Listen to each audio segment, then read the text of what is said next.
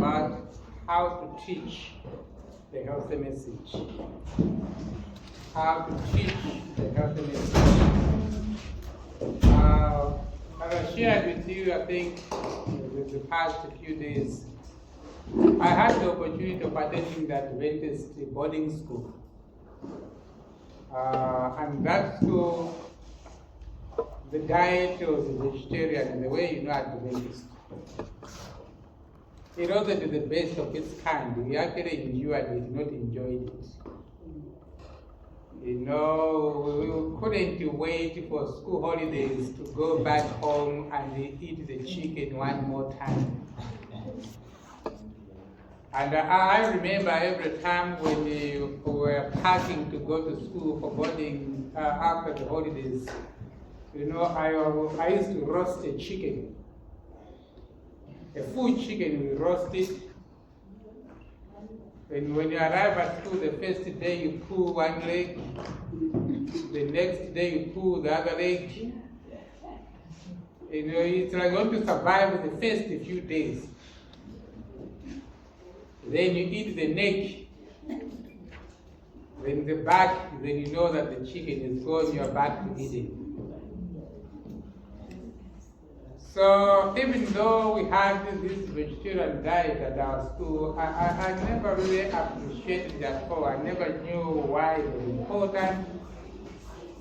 It was just one of those Adventist things, you know, that we never paid much attention to it. And at the time I finished my matric, I was like, hallelujah. I'm done with this vegetable lifestyle. Now I can slaughter chickens and eat this and eat that and eat that. So even being at that Adventist high school where the diet was vegetarian, it was not something that we really appreciated. Because we just thought, yeah, that's how the schools are supposed to be, maybe. And I remember one day I heard someone preaching in the church about the healthy message. He came up with a list of things we should not be eating. A list of things. Coffee, Coca-Cola, whatever, on the divine service. And he even condemned the chicken that some of us were ready to have it for supper. It was already fried, already cooked. We have already wasted tomato and onion into it. We can't throw it away unless we throw it in our stomach. And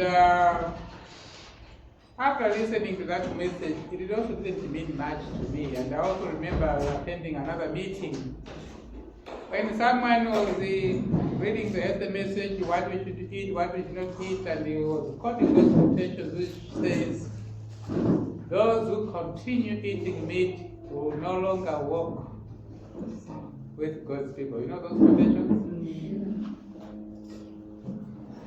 You know, threatening and intimidating statements, as true as they are. And I also remember back in the days when, because the health message was taught not as the right arm of the gospel, but as the feast for beating people who are misbehaving, who are eating the wrong things. You are having people who are complying to the health message out of fear that if I continue eating this, I may miss heaven. Or God is going to throw me into hell because I'm still eating this, I'm still having cow's milk and everything. Then you have another group of people that was rebellious altogether. Because to them was like, no, we are saved by grace. You know, we are not saved by a knife and a fork. We are not saved by what we put in our mouth. You know, we are saved by grace. So that approach of condemning people, judging people, criticizing people, it was creating those two groups. Those who are complying to the healthy message out of fear, and the rebellious one. Some were totally rebellious about it. They didn't want to hear anything about it. I even hear one pastor saying, oh, those people who eat grass, meaning vegetarians. You know, and they'll find a way of mocking it and, demeaning it, because it's like, if you're not eating this, then you have to there in life. I remember at one camp meeting, I was talking about arthritis and the dangers of meat, how it contributes to that. And one elder said, but if we stop eating meat, what are we going to do with our money? If we stop eating meat, what are we going to do with our money? It's like the purpose of money is to buy what? Meat. So if I don't eat meat anymore, so what's the point of having a good salary? Because if you are well paid, you have to eat meat.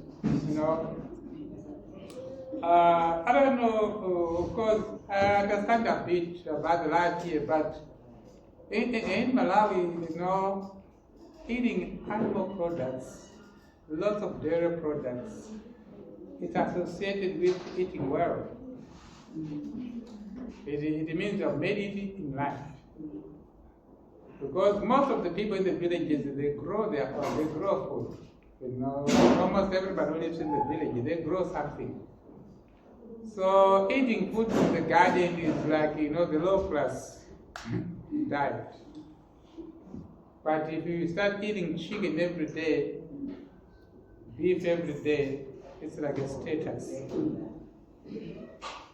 So people, they work so hard in school so that one day they'll be eating enough meat. And as one of the benefits, I'm earning enough money and I can consume this and I can consume enough of that and enough of that. But now I'm talking about how to teach the healthy message. That's what I want to share this afternoon. How to teach the healthy message. I remember back when I was here in Johannesburg, between 2006 to 2008, where I was staying in Westgate. So the church where I was attending,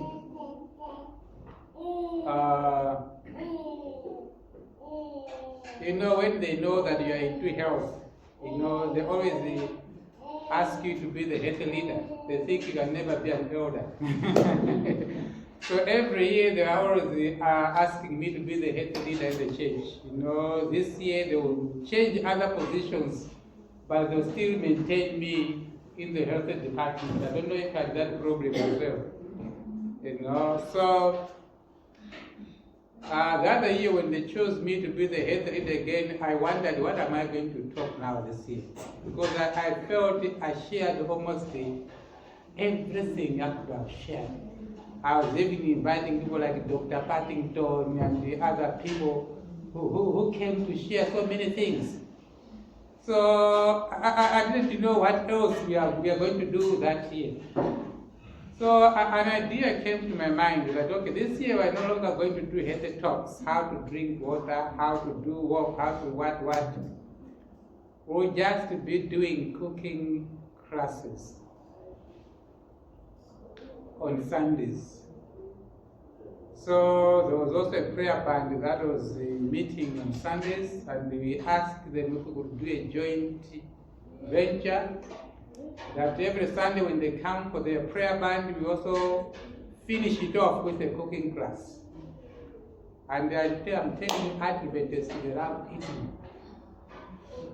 The moment we blended the cooking class, making of smoothies and waffles and whatever with the prayer band was now full. People were coming in large numbers because they heard that those who came last Sunday, they ate. Oh, they were smooth. People how we talk on Sabbath. Oh, last Sunday we ate this. Oh, there was that smoothie, there was that what. So the next day, everybody was a prayer warrior. So people came in large numbers. So it became also exciting for the prayer band people because we boosted their ministry by joining it together with the health ministry. We never taught people that meat is bad. Stop drinking coffee. If you keep eating meat, you will not make it to heaven. You no longer walk with God's people. We are just making delicious meals and explaining the medicinal value of it. So we make a sunflower spread and we explain what sunflower does in your body. We know what these monosaturated fats, how they boost your immune system, how they strengthen your bones and your brain power. We're just focusing on the benefits. We never condemned anyone for whatever they were eating at church, at home. But we did that every Sunday. We go to church with blenders and everything, and we do a demonstration of something. We explain the health benefits. Then we pray. When you say amen, we eat everything. And it surprised me when we get to the end of the year. We discovered that all the church members have become vegetarians except one family. Without making an appeal, condemning them, demonizing them, just by participating in those cooking classes, they all became vegetarians except one family. And that one family, when they discovered that they were the only ones eating meat at church, they also stopped. And I think for them it was now peer pressure. Because they wondered that when we come on Sabbath for potluck lunch, they were the only ones who came with meat. Everybody else stopped bringing meat. But we never said you must never bring meat to church. We never condemned anyone to bring that. But the cooking class did more than the health talks we did the previous 2 years. Now remember, this was just an idea that came into my mind. Without really reading much into inspiration, until one day, recently, I was actually going to your book, Counsels on Diet and Foods. There's a chapter there titled How to Teach the Healthy Message. I want you to go and read that chapter when you have time, if you are passionate about sharing the healthy message. Sister White says, no one has the right to tell anyone to stop eating something until you teach them how to eat the right things and how to prepare them. You don't have the right to tell anyone to stop eating meat until you teach them how to prepare nice, delicious, plant-based food and well-balanced ones. You don't have the right to condemn someone who is drinking cow's milk until you can teach them how to make soya milk, how to make peanut milk, how to make cashew nut milk, how to make sunflower seed milk. If you can't do that, you have no right to condemn them for drinking cow's milk. And you see, sometimes we are so excited about standing on the pulpit to preach and condemn. We must tell them the truth. This is present truth. But you see, there is also a way of how that truth is supposed to be shared.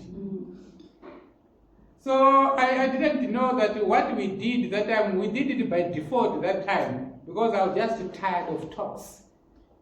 I said, how can I go into another year talking about the same thing, drink water, exercise, and what, and even if you talk, people, they listen and nothing happens. So we launched into cooking class, but we were just following what the council actually says. Meaning that, if you are passionate about teaching the healthy message, focus on cooking classes.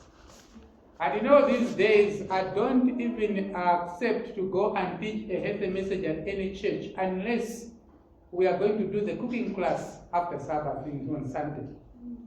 So if they invite me to a church to share the healthy message on Sabbath, I tell them I can only come if you can also organize a cooking class on Sunday.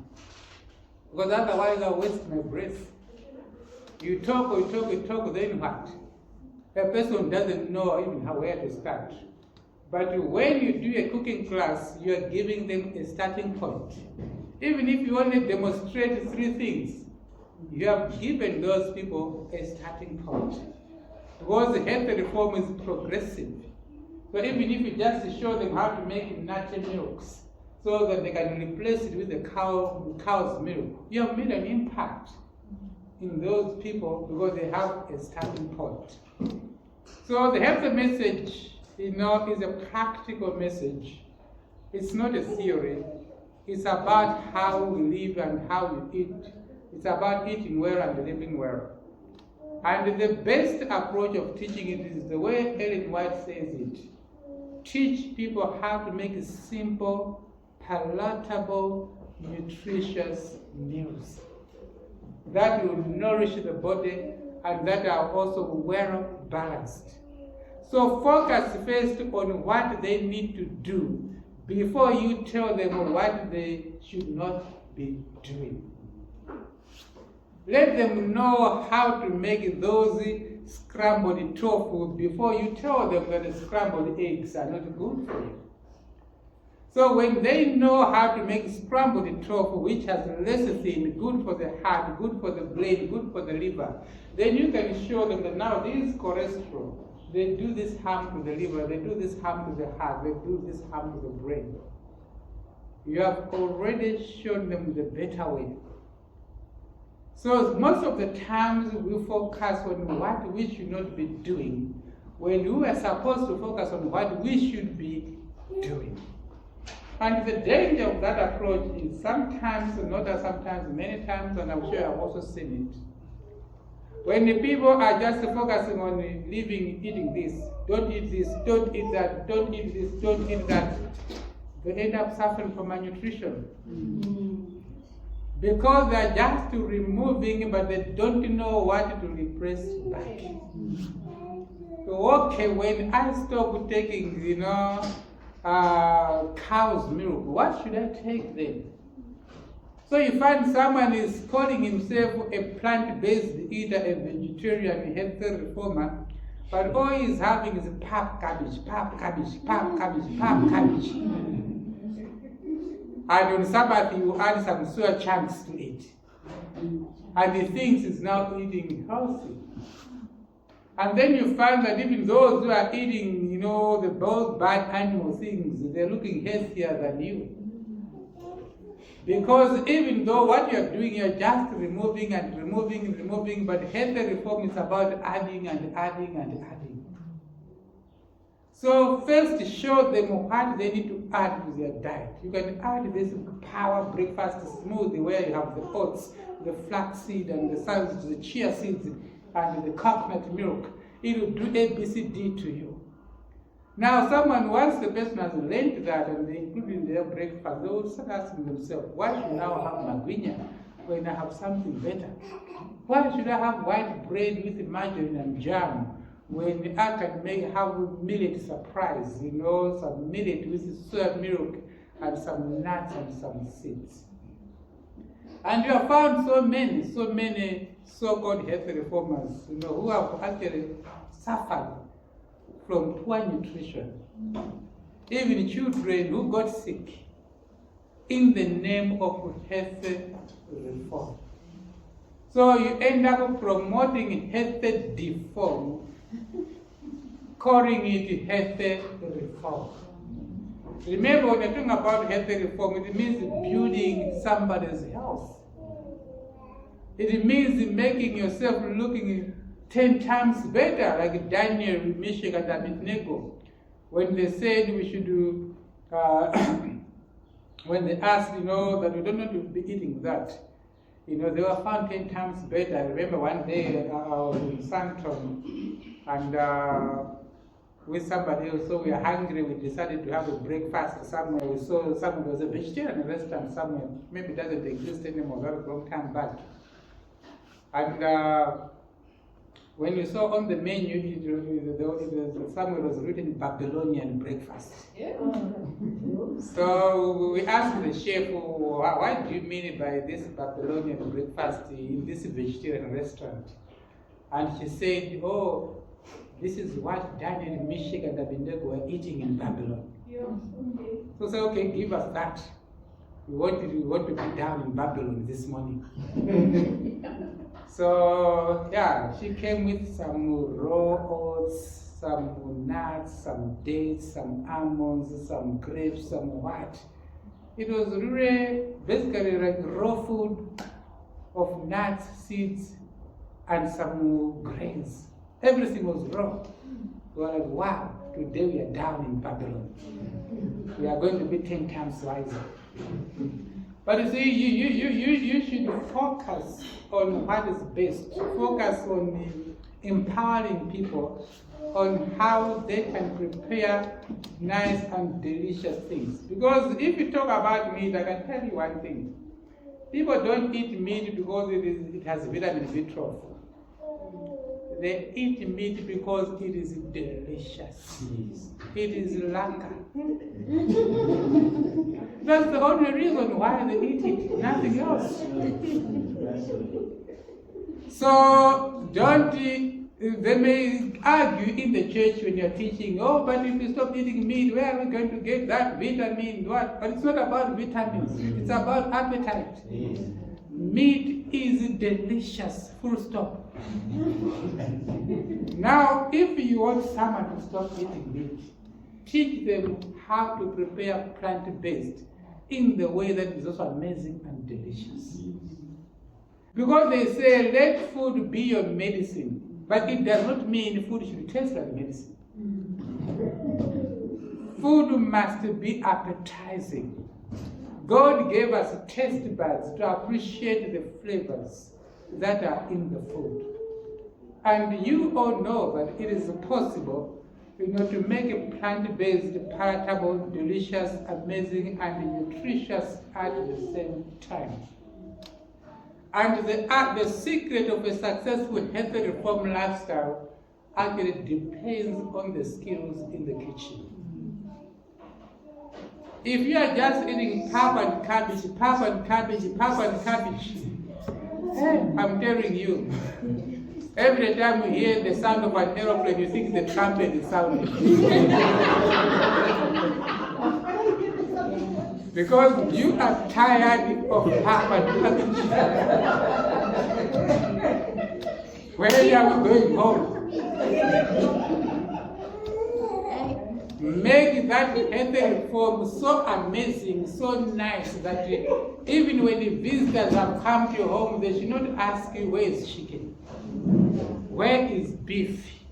Where is cow's milk? It must be amazing enough that when people think they have come to your home to endure suffering, they must actually wonder, how can I extend my visa here?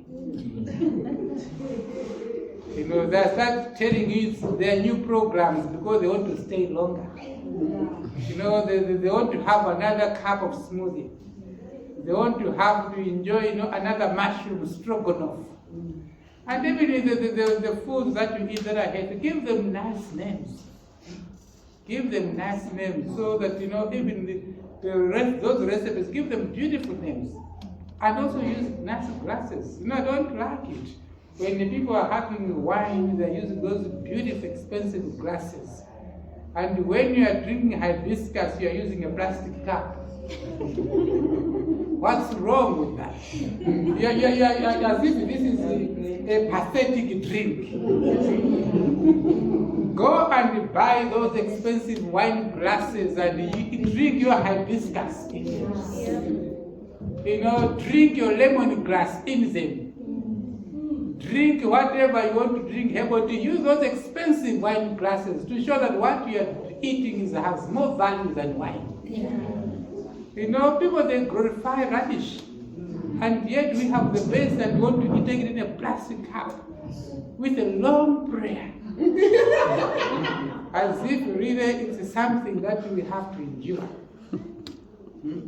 So when food has come to the table, even the presentation, the way you display the food on the table, it must, it must be very inviting.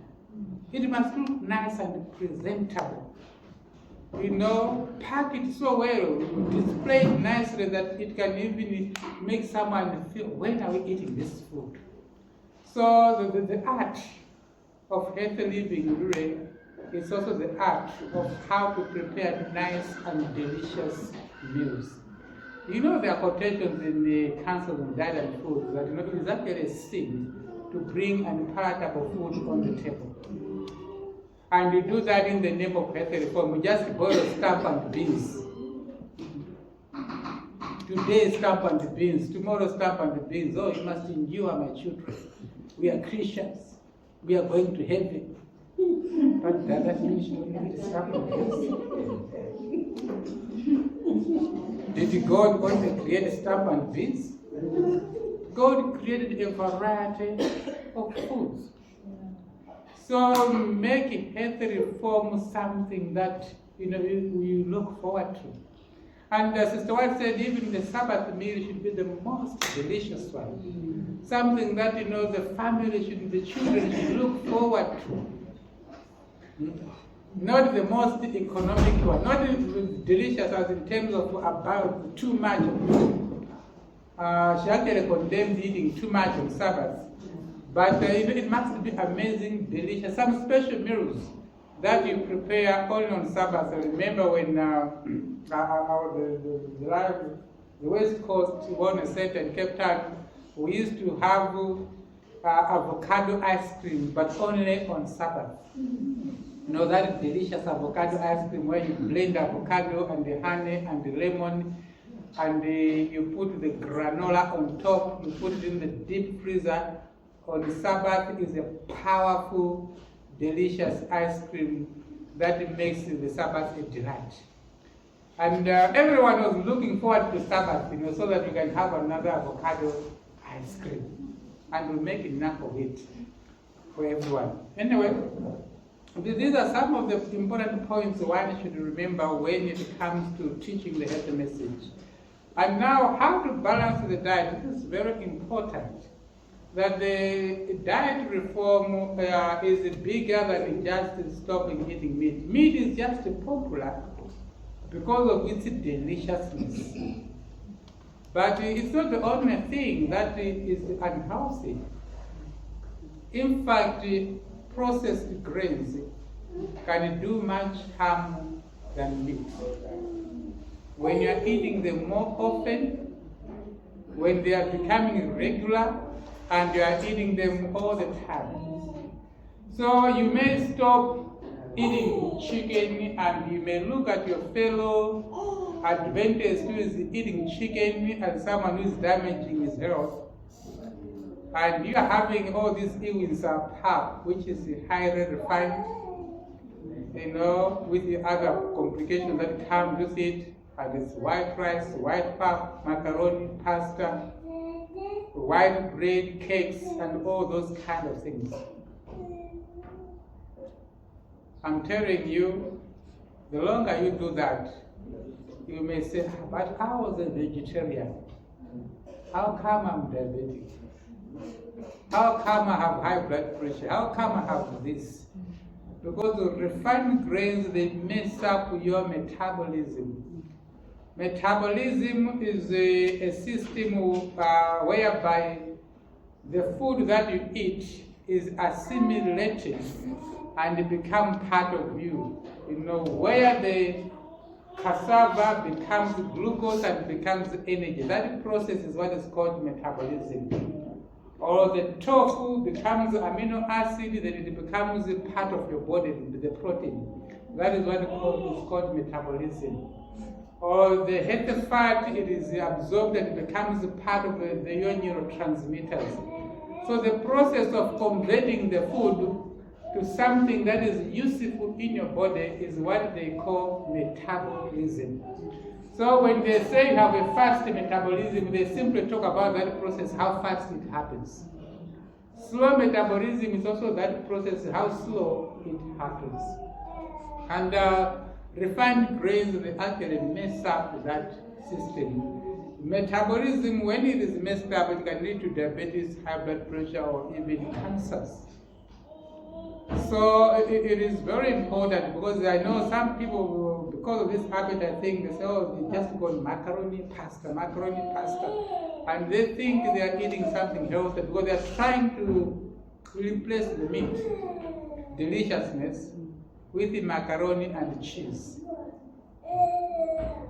And there are those who say, we are lacto-ovo vegetarians, so we don't eat meat but we eat cheese. But those of you who understand, or if you have watched the series of Professor Waterface, you know, cheese is actually worse than meat, than beef or chicken.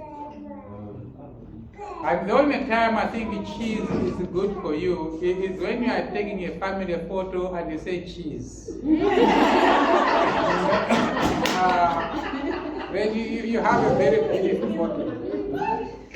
You have a very beautiful photo, but other than that, you know, cheese it can cause constipation, it can cause gallbladder stones, you know, you end up having excess cholesterol in your blood vessels, it can trigger strokes. It can do that harm much faster than chicken.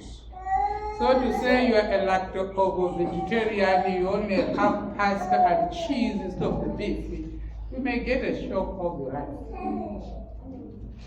The only thing that you can use the avocados, you know, make some tofu, make whatever, that's what you can replace with that.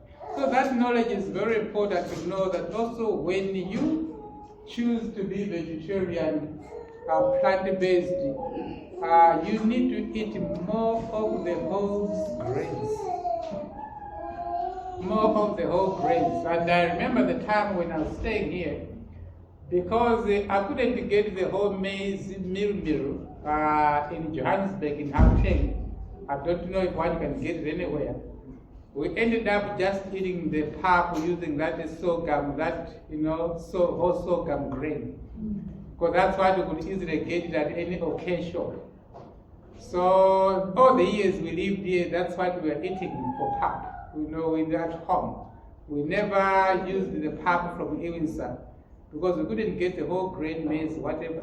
So I said, okay, let's just eat the way people eat in Botswana. You know, be the specialist of sorghum. So we became the Mafekenye people who enjoy eating sorghum pap all the time. But it's actually the best.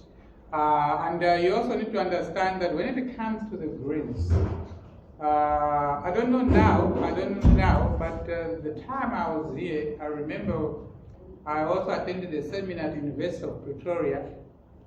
It was just a presentation by a certain professor talking about the grains. And he was saying that the sorghum is the king of the grains.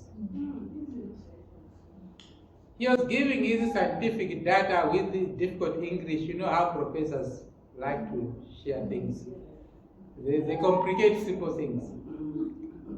So he gave us a lot of difficult terminologies of that and of that, but at the end of the day he was telling us that sorghum is the king of the grains. Because it's one of the most alkaline grain. It prevents so many of chronic diseases. And at that time, I don't know now, at that time he said sorghum and the millet, they are the only grains in South Africa that are not genetically modified. At that time, I don't know now. I didn't get that. Say that again. He said sorghum was the only grain that was not genetically modified, that was not GMO at that time. Now, I don't know now, with the passing of time, if they decided also to baptize it into GMO. But at that time I was saying in South Africa that was the only grain you can eat and you know that it's not GMO. They are still using the local grain.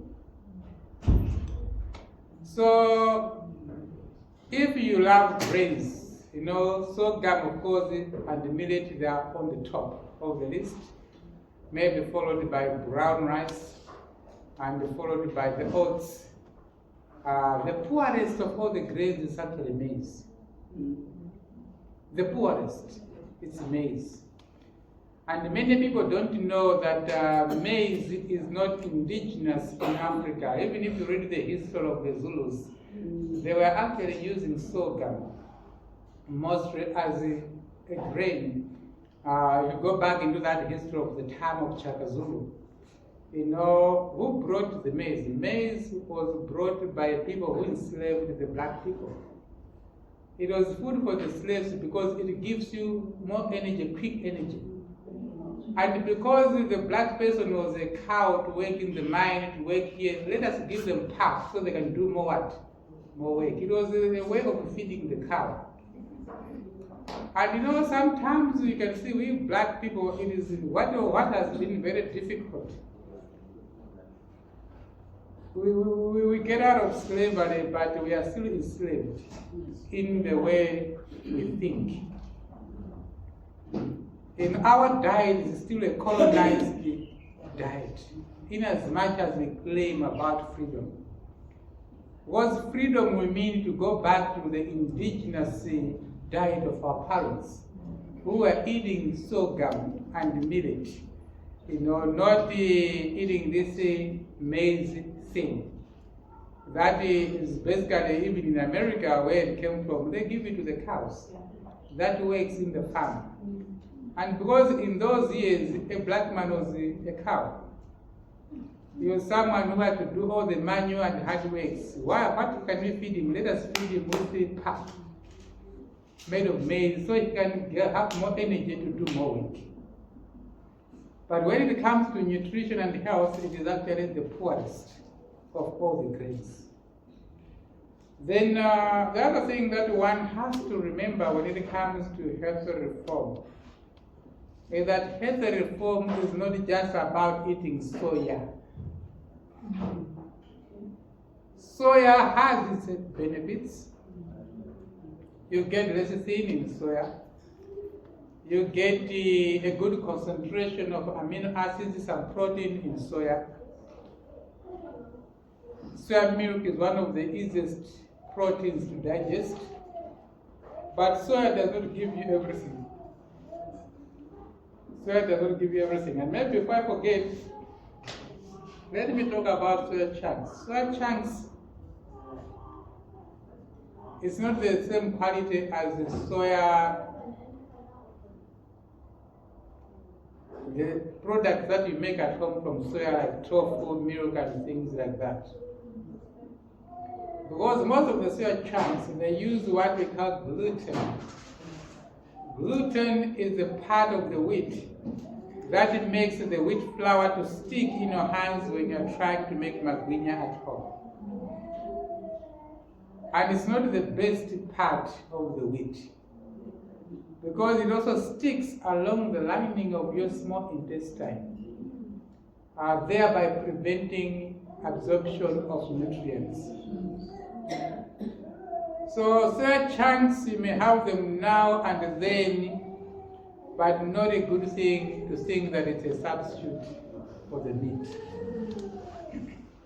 Because eating them more often, they can also cause more harm than good, because of the gluten, not because of the soya.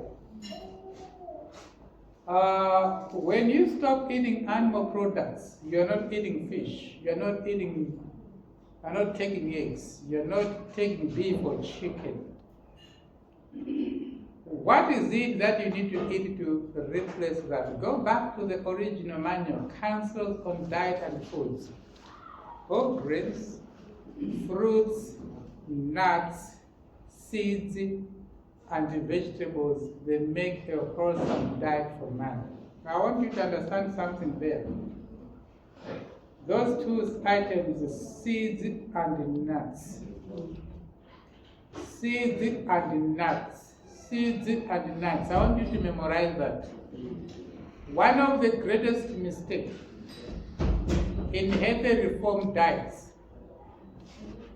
most of the healthy reformers, especially this side of Africa, because in our African culture, it's not really in our traditional meals to eat nuts and seeds. It is something that we are adopting it now because of our understanding in health reform. So you find most people, they will eat the beans, they will eat the soya chunks, and they will eat this and that, but they can't remember the last time they had nuts.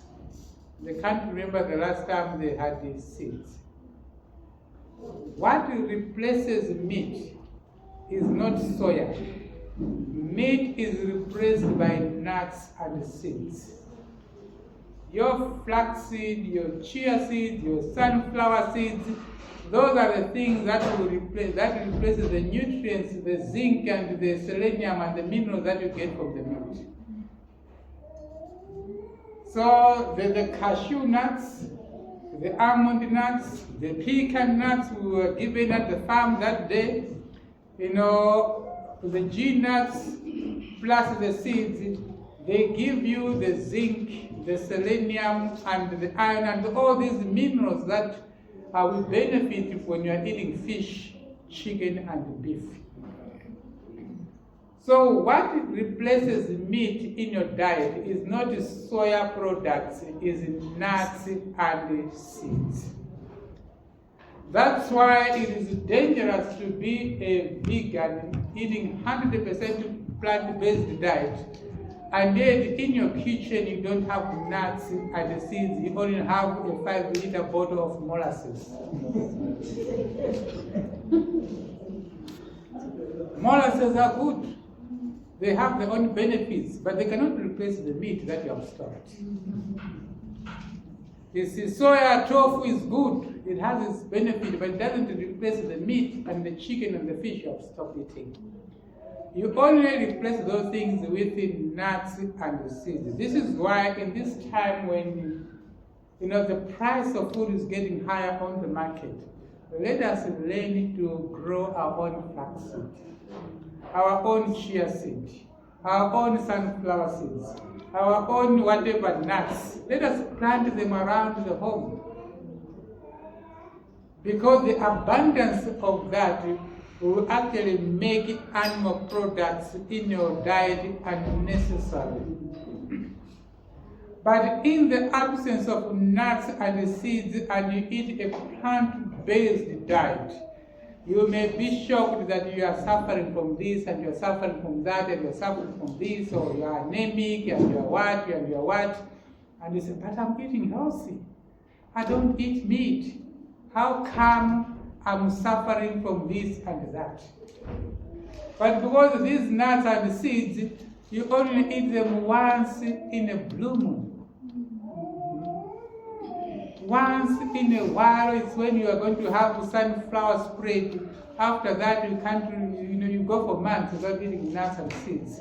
All you are having is, the beans and the soya, the beans and the soya, the beans and the soya.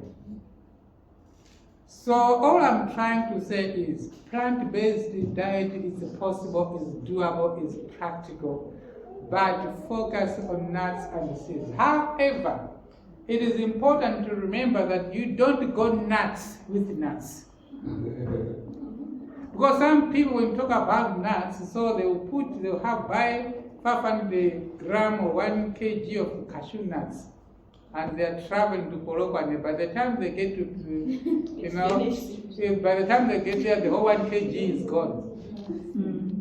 You only need a handful of nuts per meal. And you know what is a handful?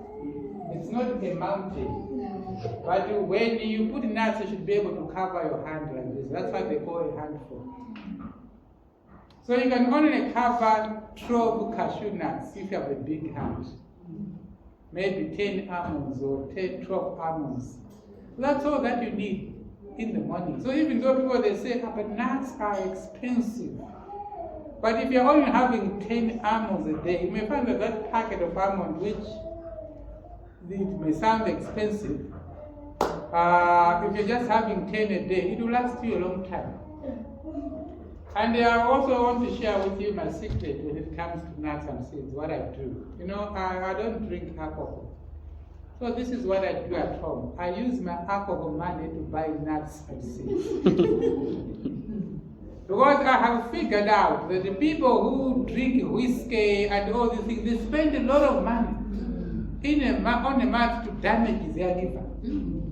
And I said, if people can spend that much to damage their liver, why can't I spend the same amount to nourish my liver with almond nuts and cashew nuts? And why should I complain that the cashew nuts are expensive when the bottle of wine is more expensive than cashew nuts?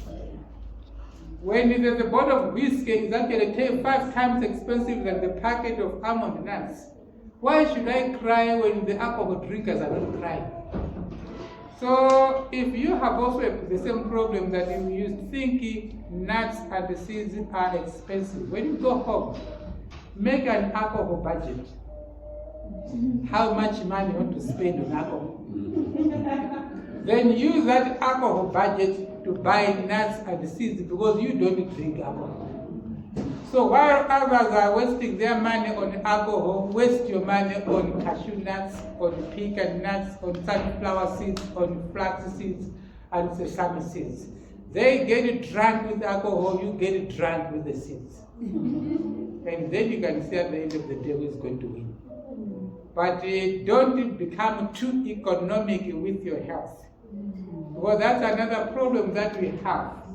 We always think that health must be cheap. Health is not cheap. When you don't eat healthy, you still get sick and you pay a lot of money in the hospital. So you'd rather prevent now than spend now eating healthy than spending money paying for surgeries and expensive medical procedures. Rather use that money to spend to feed yourself well, to eat healthy food for you and for your family, because health is not cheap. If you don't take care of it now, you still take care of it later. If you don't spend now, you're still going to spend 10 times at a later stage.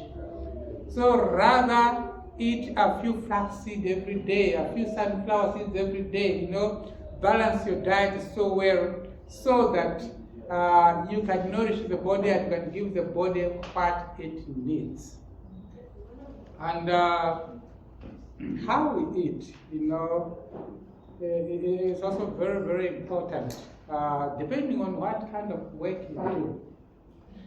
It's a tradition, I know, that we always eat, too much of the starchy food. But I remember there in some Chinese restaurant in Joburg, in Gauteng area, when you go there, they'll give you this huge plate of tofu and 1 cup of rice. And you wonder, how is this Chinese guy thinking? Because we are used, in the African way, the rice must be this, then 5 beans. More rice and a few of the legumes. But this is the truth. If you don't do much of the manual work, you are not a carpenter, you don't spend the whole day in the farm, like these garden boys that we employ and they work for us the whole day in the farm. Yes, you are doing exercise, you have some manual work, but it's moderate. You actually need to do the opposite. More of the lentils and less of the starch. I hope you got that point. Yes. If you know that by design, by nature, by what you do, yes, you do some manual work, but it's not as aggressive as those carpenters, as those who work in the mine, or those who work in the farm the whole day. You need to do it in the Chinese style. More tofu, less rice. That's how you're going to preserve your health. Because these guys who work in the garden, they can eat that too much of the rice, but by the time the sun goes down, they have burned all that glucose. Because they're working this way, they're digging this, they're cutting this, they're doing that, and they're doing that. So they have burned everything by the time they're going to bed. But if you know that, sometimes you need to sit down, sometimes you do this, sometimes you are moderate, then you do the opposite. Eat more of the lentils, less of the starch. That is actually wisdom, natural wisdom.